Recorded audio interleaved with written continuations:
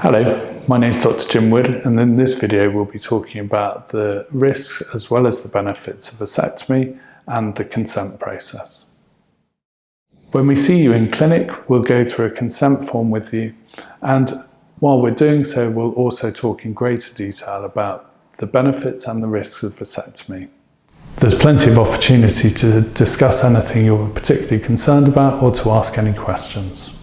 When we go through the consent form, we'll go through it line by line, and you will have received a copy of this either in your pack beforehand or in the consultation itself. There's a copy of our consent form on our website. At the end of going through the consent form, we ask you to sign to say that you've understood what has been said to you, and your surgeon signs to say that they've explained everything to you. I'm going to go through the consent form now line by line. The operation is carried out under local anaesthetic and you'll be awake during the procedure. The purpose of the procedure is to make you sterile so you can have no further children. You need to consider that the operation is irreversible. There are reversal procedures advertised, but these are done privately and wouldn't be funded by the NHS and have a very variable success rate. In general, less than 50%. After your vasectomy, you need to realise that you need to use another form of contraception until you're given confirmation that your vasectomy has been successful. This is determined by one negative sperm count taken at least 4 months after the procedure. You need to be aware that some men have delayed clearance or persistence of the sperm, which requires further sperm counts. It's not unusual for men to need to do a second sperm count.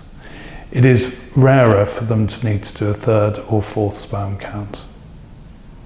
Although vasectomy is a very reliable form of contraception, there is a risk of failure. There's primary failure, where we find that there is sperm present in the semen at 4 months after the operation, and then there's delayed failure.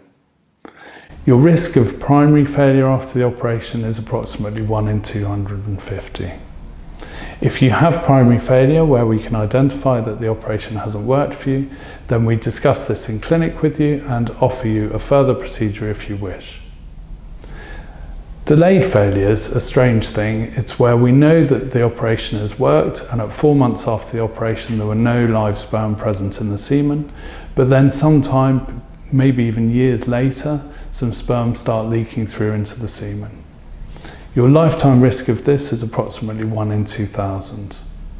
Just to put that into a bit of context, your yearly risk of failure with condoms is between 1 and 2 in 100.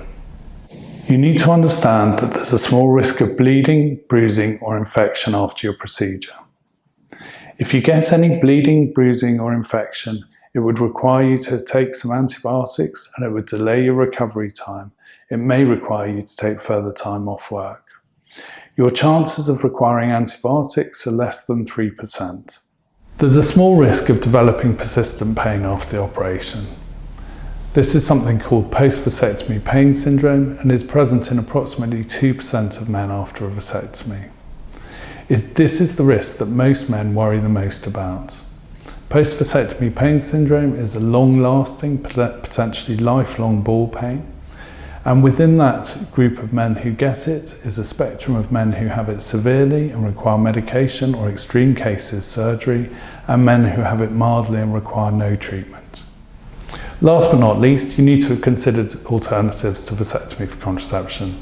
That is implants, coils, condoms, pills and injections. It's very important that you consider the pros and the cons of vasectomy and what is right for you. However, overall, vasectomy is a very safe and effective form of contraception, and the vast majority of men have no problems afterwards.